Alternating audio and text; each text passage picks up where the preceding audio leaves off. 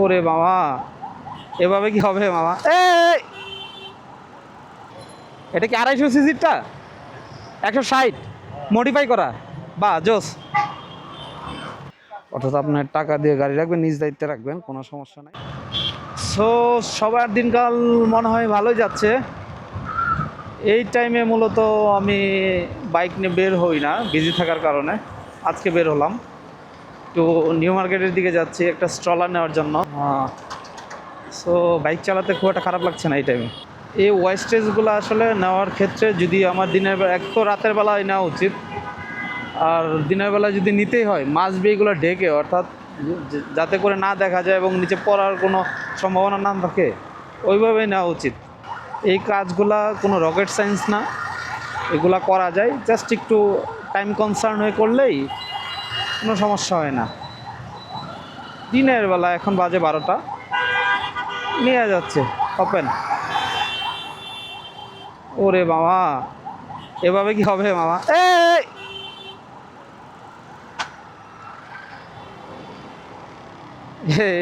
এটার উল্টা সাইডে আসতে চাইছে, এদিক দিয়ে আবার সিএনজি লাগাই দিচ্ছে।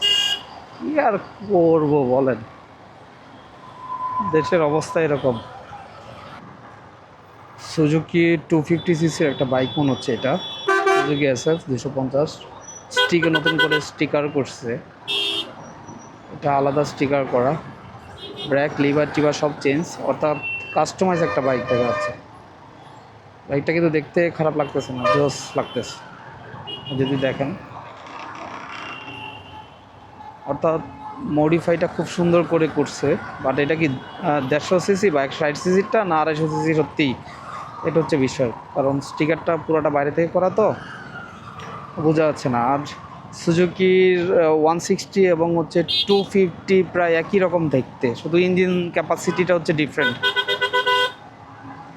সো মডিফিকেশনটা জোস, সিসি টাইম শুরু হইতে হবে।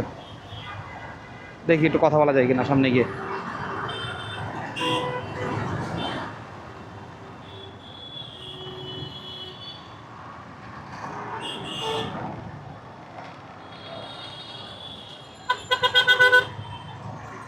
ভাই এটা কি 250 না 160?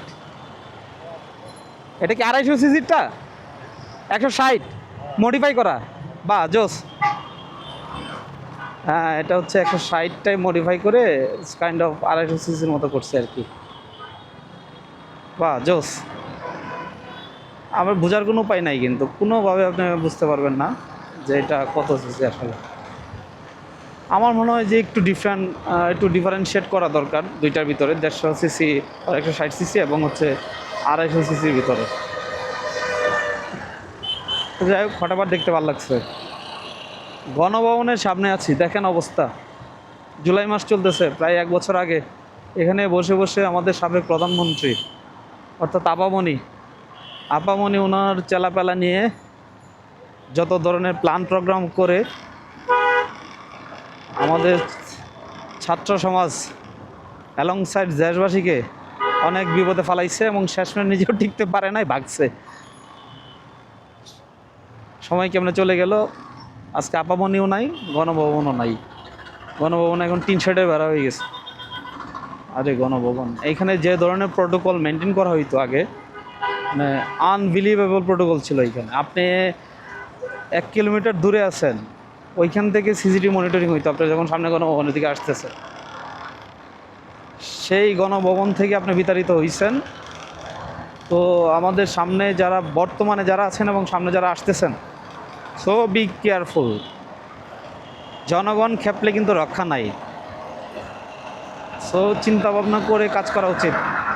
হোয়াট এভার হ্যাজ হ্যাপেন্ড, যা হয়ে গেছে হয়ে গেছে, সামনে চিন্তা করতে হবে কিন্তু, নাহলে কিন্তু জনগণ শিখে গেছে, দল টল এইগুলো মানবে না। তো আপনারা ভালো হয়ে যান। আর এখানে দেখেন র্যাব, পুলিশ, এখানে চেকিং চলছে কিন্তু ভাইয়া, সাবধান হয়ে যান সবাই। সবাই যারা মনে করছেন যে না শেখ হাসিনা যাওয়ার পর আইন শৃঙ্খলা বাহিনী শেষ গেছে, ওদের জন্য এটা। গণভবনে নাই, কিন্তু গণভবনের পরে আছে ঠিকই।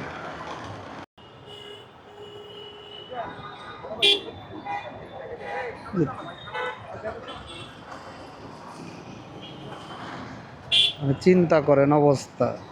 এদিক দিয়ে একজন পুরস্কার সামনে যান, ওই দিক দিয়ে আরেকজন বেরোচ্ছে না সামনে যান। ওরে বাবা মানে কি অবস্থা পরিস্থিতি আপনারা চিন্তা করেন। কি আর করবো, আমরা বাইকাররাই হচ্ছে অস্থির। এই কি হচ্ছে, বাইকের অস্থিরতার জন্য এরকম অবস্থা হয়। এইখানে হচ্ছে লিমিট হচ্ছে ওই পর্যন্ত, মানে দাঁড়ানোর আর কি।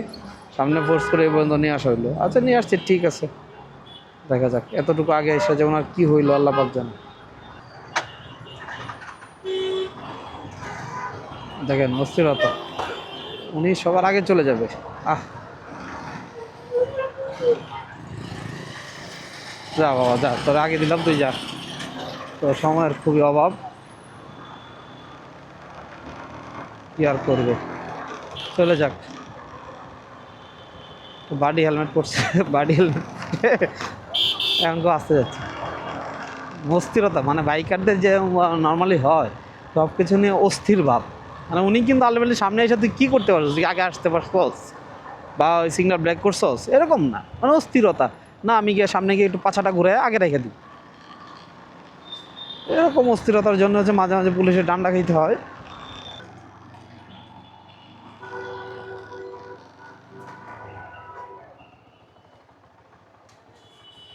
তো এইখানে নিউ মার্কেট আসলে এই জায়গাটাতে হচ্ছে আমরা অনেকেই ইস্টার্ন মল্লিকা বা ওই নিউ মার্কেটের পাশে পার্কিং করি, বাট অযথা ওই দিকে যাওয়ার দরকার নেই, এখানে পার্কিং আছে রাস্তার পাশেই।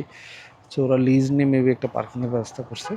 সো আপনারা এইখানে নিয়ে এসে বাইক পার্ক করতে পারেন ইজিলি, কোনো ইস্যু নেই। সো আজকে এই পর্যন্ত, আল্লাহ হাফেজ। ঢাকা দক্ষিণ সিটি কর্পোরেশন নগর ভবন, অনির্দিষ্ট কার পার্কিংয়ের খাস আদায়ের রসিদ।